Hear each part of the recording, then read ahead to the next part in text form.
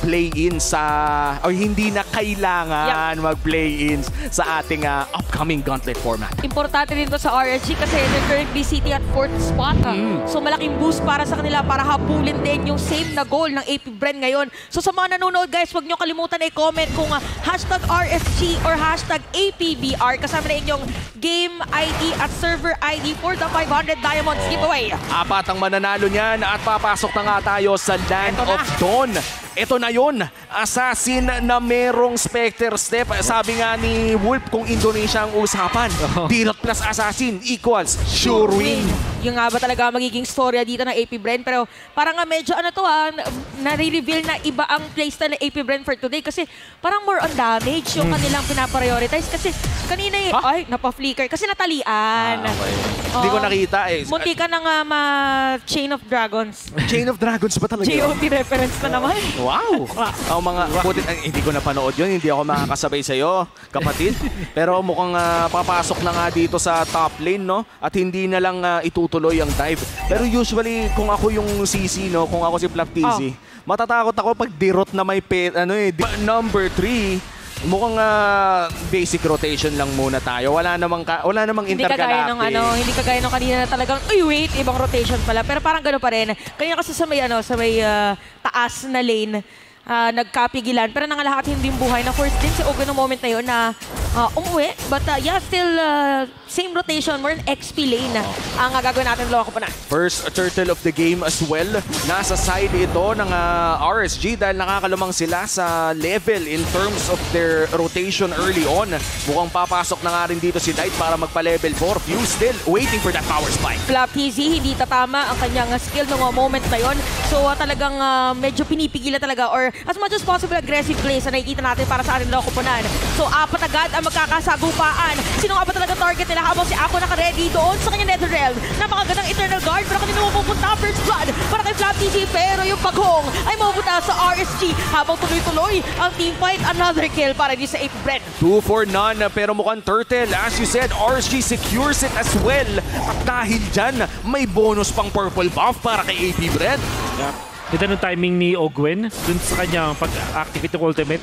Inintay nila muna na mag-ulti doon si Aqua. Tapos damage mula kay Few para tinamaan yung tatlong members doon ng RSG. So natanggal agad yung mga stuns nila. Tapos, yung mga extra shields nila. Then the follow-up mula doon kay Light na kay Ogwen bilang Edith na mataas yung DPS niya kahit roamer siya dahil dun sa ultimate na Primal Wrath. Wow. So, AP Bren really defeated RSG when it comes to the timing. Tas, ang bonus pa doon na force na yung mga flicker doon sa RSG doon sa may top lane.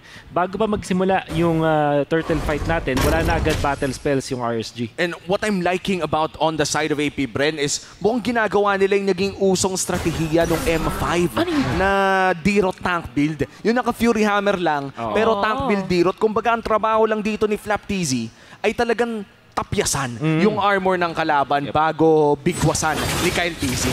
Kita nyo yung mga ilang lang. Ito pala yung sinasabi nyo na combo nung Nolan and even yung Dirot. So medyo maiilang this time around kasi sabi nila siguro si Nat Sky kanina pa talaga nauuna for RSG. What if we give him the same aggression na ginawa niya kanina? So parang trio na nagro-rotate dito. Actually, apat pala na doon si Ogwen para lang magbigay ng vision para sa kanya mga teammates. Para sa RSG, ang hinihintay nila dito ay makakuha sila ng mga Dreadnought armors para at least na may konting kunat sila. Tapos yung flask, sobrang importante na para dito sa ating Matilda. Para kung sakali ay hindi masyadong effective yung burst na mula dun sa AP Bren. As long as ma-heal sila dito ni Light, pwede silang lumaban. Kaso yung AP Bren nakakaramdaman ng strength na ngayon. Parang si Few, dahil aggressive yung mga kakampi niya, kahit wala siyang protector, parang nagiging safe pa rin. Taga-bato na lang talaga ang trabaho. 2-man knock-up. Meron pang Matilda dun sa gitna. Ito na si Flaptizi with an Abyssal Strike habang napakagandang Netherrealm ang sagot dito. Flaptizi mawala ng buhay. Pero napakakunat. Tank build nga talaga. Eternal Guard ginamit doon. Pero Demon Kite pa rin ang makakapag-retribution. Grabe naman si Demon Kite. Meron ng expressway. Meron pang skyway mula kay Light. Matapos Rometri, sabi niya, bye-bye, pogi na ako eh. Tapos sa top lane, may isa na namang another pogi play para dito sa RSG. At maganda ang kanya nagiging sagot ngayon against AP Bren. Oh, na laning focus talaga ang isang CC. Napakasakit niya ng 1v1 pero mukhang aakyat na rin ang AP Bren para dumipensa. Aabot pa nga ba? Mukha namang aabot pala. That's the thing para sa AP Brand kapag si Tirot, di ba, malakas siya with his team. Yung combo nandun. Pero kapag mag-isa na lang siya, para makikita natin hindi ganun ka-effective. Parang hindi niya kayang pumatay ng mga kalaban niya on his own. Speaking of, meron na namang kill doon sa may itaas. So parang iba yung nagiging rotation pala.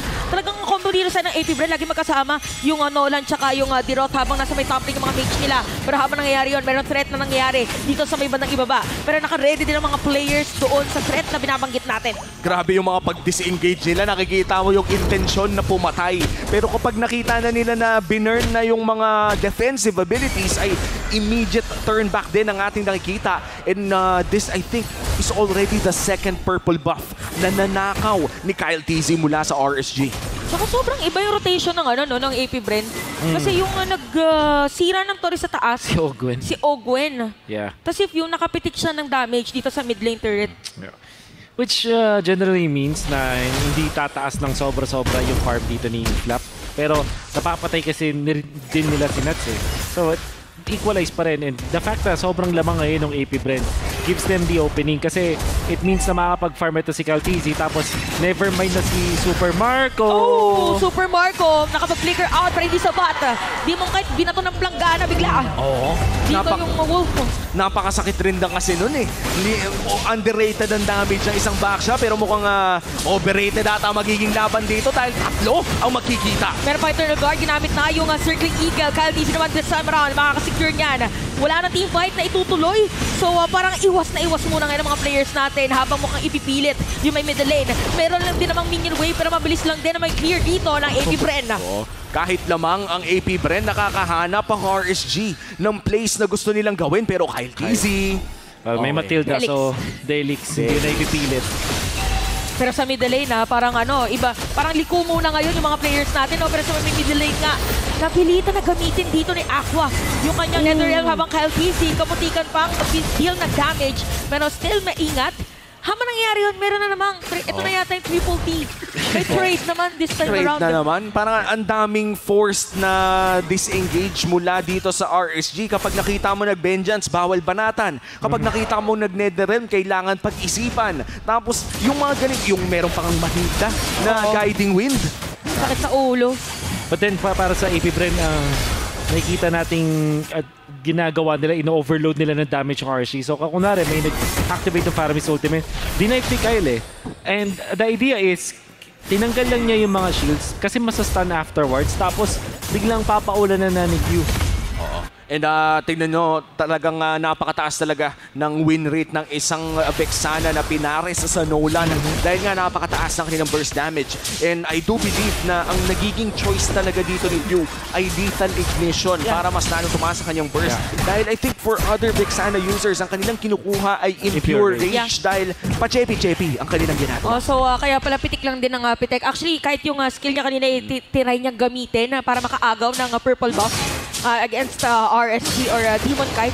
So for AP Bren, sinabi natin parang ang may synergy yung Dirot tsaka Nolan. Meron pa palang Vexana. So burst ngayon ang ginagawa ng AP Bren.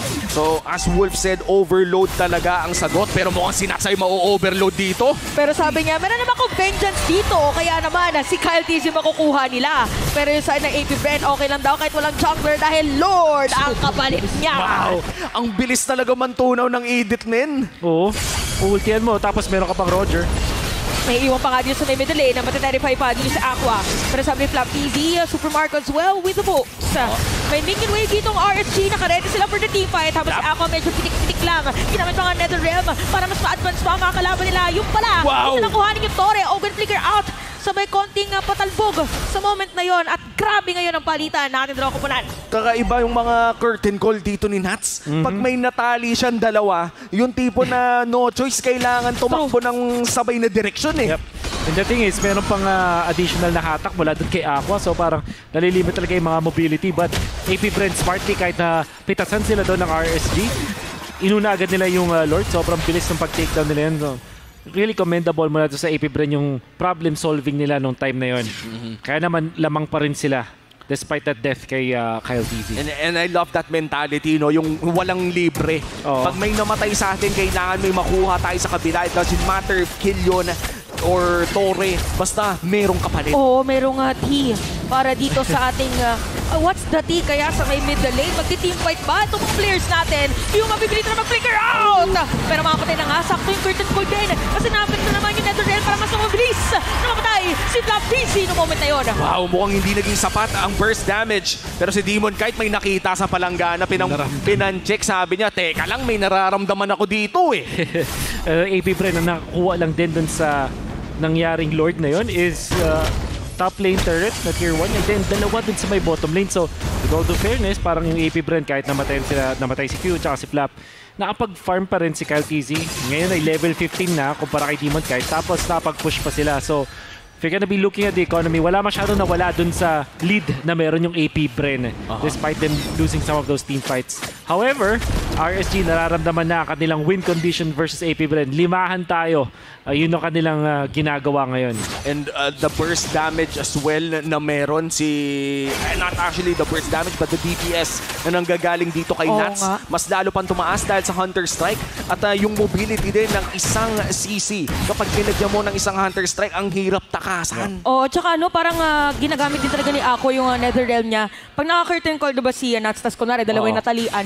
Diretso NetherRealm para mabilis din, tas hatak as well. So talagang dikit ng ating laban and even yung mid lane turret ay nasira ng RSG, so magiging madali para sa kanila later on na mag-contest doon sa buff ng isang assassin, Kyle TZ.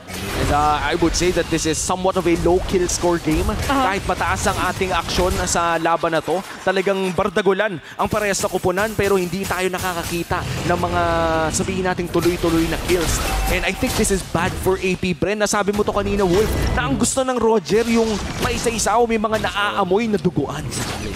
Sino kaya nga una maaamoy nila, pero yung Planggana at saka yung Platito nandito na habang si Owen ay mapipilitan lumalayo. Ginamit na rin dito yung Circling Eagle. Si Pew ay biglang nawala. Napaka-grabing damage yung pinapakita dito ng RSG at tutuloy-tuloy pa nga yung pinik dito ng mga Shadow Step para kay Ako and even for Kusei ay ramdam na ramdam ngayon na AP Brent. Wow, napakagandang disengage mula sa RSG. Ito yung disengage na habang nagdi-disengage sila ay may re-engage na rin. Flap TZ, nahuli pa doon pero mukhang papasok na nga dito ang RSG. Ito na yung sinasabi ng curtain call. Natalian pa nga. Flap TZ mapipilit na mag-TP out. Habang si Nats ang makukuha nila dito. Ipipilit ng AP Brent na ma-reset itong Lord. Habang yung RSG alam din nila na parang delikado yata na ituloy pa. Wind of Nature para kay Kusei. Gaano ka-crucial to? Sobrang importante dahil si Super Marco as well as si Flap and Kyle TZ physical damage and yung combo nila relies on them landing that combo. Super important timing para kay Kusei ngayon na gusto nilang i-activate agad yung kanilang carry kahit 13 minutes pa lang.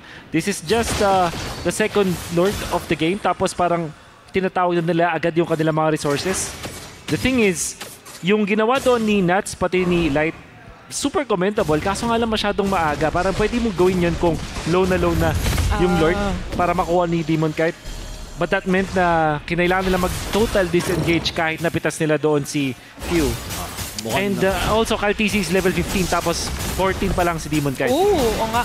Mukhang tatagal nga ang ating Lord Dance dito. RSG silang may hawak ng Lord ngayon. Pero mukhang papasok na nga dito si Demon Kite. Force the flicker out of Q. Napaganda nga Deadly Grasp by the way. Pero no! Pa rin mapapatay. At sumama pa na isa. Nagagalit na si Kusei. Sabi nila bigyan natin ng double kill. At ngayon, ang side naman ng RSG ang makapagre-raid dito sa Lord. Pero nilaban nila naman si Super Marco. Kapuntikan pagpapatay. Pero RSG na nga yata makakakuha nito. Sustain is real para sa RSG. Lord secured na rin para sa mga Raiders. That is the second Lord of the game. At mukhang itutuloy pa nga nila si Pew na. Delikado dito. At yun na nga ang gustong gawin. Killing spree na para kay Light. Hindi na pahihingahin pa. Dito ang mga Bees dahil tuloy-tuloy no after na objective. Team fight na naman. Grabe si Light. What, 1 minute and 30 seconds or maybe even 2 minutes. Nag-convert siya ng 3 kills and 1 Lord para sa RSG. Yung kanyang paggamit ng Circling Eagle na yung reactivation is totally horizontal. Dami niya nahuli muna sa AP Bren. Tapos yung pagbit-bit niya doon kay Aqua and also doon kay Nats, parang mas nakapag-translate pa ng more kills for RSG. Tapos eventual Lord, kahit lugi sa levels doon si Demon Kite. Yeah. That clash, that set of clashes na nakakuha ng 3 kills ang RSG dahil yun kay Light. And can I just say this with that curtain call coming in from Nats, talagang napigilan si Ogwen mag-primal wrath at mukhang ayan na naman yung damage, oh. Talagang literal na tinalian at sa may middle lane kamutik, nasira na nga dito ni Kosei successfully. AP Bren medyo nire-restrict nila yung sarili nila kung mag-teamfight ba talaga sila at kung lalaban, pero yung RSG nakapwesto na naman. Anytime pang may nagkamali na pumasok from AP Bren, pwede silang gumawa ng play. Nakakatakot kasi parang hindi pa nakakalabas si Edith. Na PvP na siya sa loob at papasukin na nga muli ng RSG! Pero napakagandang ito na guard, makakabawi yata AP Bren, pero may sagot dito na Netherrealm para naman sa side ng RSG. Marco! Aqua medyo mawala ng buhay doon, pero napakagandang guiding wind, double kill na si Few at mukhang hahabulin pa nga dito ang mga players ng RSG. At ayan na, tinigil na agad nila. After ng howl ng AP Bren ay mukhang Torre na ang isusunod nilang call. Disiplina muna para sa M5 World Champs. Ang tatlo lang ide-depensa dito para sa ng RSG, pero talagang inuubos lang muna ng AP Bren yung mga resources. Automatic, pag nakita nila na wala na sila mahabol, punta agad dun sa may mid, nakapag-push sila ng 2 Torre, sabay nakaw pa ng purple buff. Really good exchange there coming out from AP Bren. Kahit nalulugi na sila doon, nakakuha pa rin sila ng positive trade afterwards. Punishing yung RSG. And just like that, bumalik din ang gold lead sa kamay ng AP Bren. Kanina lamang ay nakuha na ng RSG Philippines ang gold lead nung sinusubukan nila mag-push doon sa may bandang ibaba. Pero dahil sa napakagandang teamfight na pinakita ng AP Bren, ay mukhang mababalik pa sa kanila pero papasok na muli si Light. Grabe, long jump pinakita natin kay Nats. Parang layo na kanya napuntahan. Netherrealm masagot sa Eternal Guard. Pero nagkapitikan lang ng mga skills. Mas importante pa rin ang objective. Mukhang dun ulit magkakakitaan itong dalawang kupunan. Pero ang pinaka-crucial doon, Wolf, 2 flicker tayo na burn. Yun yung gusto kong sabihin dito. Kaya yung RSG, kahit ginamit nila yung ultimate ni Light, pati nito si Aqua, and even yung kay Nats, diba, the curtain call, puro mga low cooldown ults yun. Kumpara dun sa battle spells na kinailangan commit ng AP Bren. Most importantly kay Super Marco, maintindihan mo kung bakit siya tumalon with the Lycan Bounce kasi parang kaya na meron ng tirot na combo was there. Pero wala siyang flicker sa moment ngayon at pag tinalunan siya dito ni Light with Blood Wings, tas may Guiding Wave, tapos nandun si CC, Nats meron pa siyang Vengeance. That will be a big play for RSG. Kumbaga parang ito yung matatawag nating 90% sure naman kill yun kung makalapit. Pero ang tanong ay makakalapit nga ba? AP Bren sumusubok mag-contest dito sa RSG Lord. Si Ogwen ngayon ang humarap half on his passive. Pero napuwersa atang mag-back. Oo, pero si Flap TZ, makikita dito si Light, pero maingat lang dito ang ating mga players. Look at Ogwen, ginamit na yung conceal. Habang yung Lord ay kalahati lang, alam nila na delikado dito na pumasok basta-basta. Meron ng flicker dito si Ogwen na pwede pumasok anytime, same goes with Light. Pero itinuloy pa rin ng RSG. Dito yung Lord, nakaabang si Kyle TZ at si Flap TZ. Kyle TZ still looking for that retribution steal. Ipapareset nga ba ito ng RSG o itutuloy-tuloy na ba nila? Black TZ, isang spectral step ang pwede niya gamitin na nakasalubong nila si Kyle! At nakita na nga nila, huli na ang Kyle TZ! At ito na, yung inaantay nila, isang diretso pupunta dito sa loob, nakakapag-contest pa ang AP Bren! Grabe naman yung U-turn doon. Hindi na naligaw. Parang sabi traffic ata dito. At teka lang, Kyle TZ, nandiyan ka pala. Biglang kabig! Instinct mula doon kay Demon Kite. Knowing na magtatago talaga yung Nolan sa moment na yun. Tapos parang yung drive niya pakanan talaga. Alam mo, pakanan yun. So medyo naging confident doon si Kyle. Pero biglang kumaliwa doon si Demon Kite. At what a drift. Makikita na natin ngayon, kakaibang drift na naman! Hindi na kinaya mo ano yung Flap TZ! Kaya naman unti-unti nang tinitinan dito yung face! RSG! Ang magwawagi! Wow! The Raiders give the Bees their second loss of the season. 2 teams pa lang ang makakapagsabi nila na natalo nila. Ang AP Bren at RSG ang isa sa mga team na yon. Grabe,